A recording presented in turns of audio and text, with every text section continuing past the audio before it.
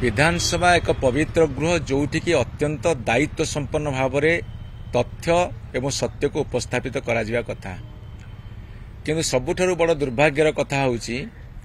जे जेतेबेले माननीय मुख्यमंत्री गोटे स्टेटमेंट दौरान से स्टेटमेंट सत्य जमीती गोटे को गुली खटी बसी देला भाया दौरान मुझे कथा कहले ये जे से कहले जे गत सरकार रे सब चाकरी गुड़ाक 25-30 लाख टका बिक्री होता मोर तांको प्रथम प्रश्न हम 6 मास सरकार गला आपण पाखे प्रभुत्व क्षमता अच्छी से कथा को बाहर करा जाऊ। द्वितीय कथा है जदि तत्कालीन सरकार आउ गोटे दलर थिला केंद्र तुम सरकार अच्छी जमिति वेस्ट बेंगल शिक्षक दुर्नीति है सेठी केंद्र सरकार हस्तक्षेप कले एवं शिक्षक दुर्नीति को पदाक आनिया को चेष्टा कले फलाफल कौन हम से भविष्य कह सेठी मध्य तुम्हें विरोधी दल एठी थिल केंद्र सरकार थिल तुम्हें से पंथा अवलंबन करि पारिथांत सेते बेले कल नहीं।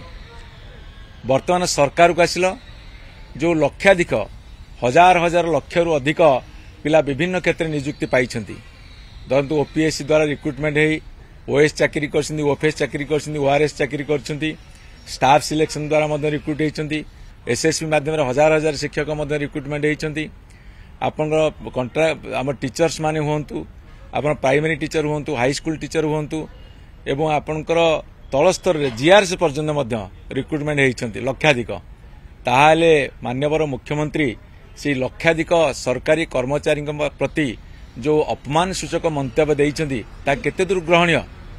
जो मानक नहीं से शासन करूछंती सेई मानकर दक्षता सेई मानकर योग्यता पर प्रश्न उठेवा गोटे भाव प्रवणता वशतः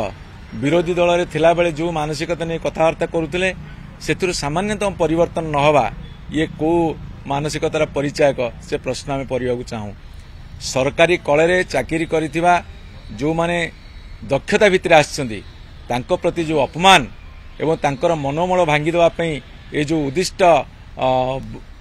उक्ति वक्तव्य ता कहूनी मते ग्रहणीय नुहे कौन मते ग्रहणीय नुहे कि स्पृहणीय नुहे तेणु ताको विरोध करा जाउची। जदि तांको पाखे किसी खबर अच्छी किसी तथ्य अच्छी सी तो ओडिशार वर्तमान मालिक तेणुक सी तदंत करंतु एवं तदंत कर सामना को आणंतु एवं प्रमाण कर दियंतु जेते सब नियुक्ति दिया ता सब भूल। नवीन पटनायक सरकार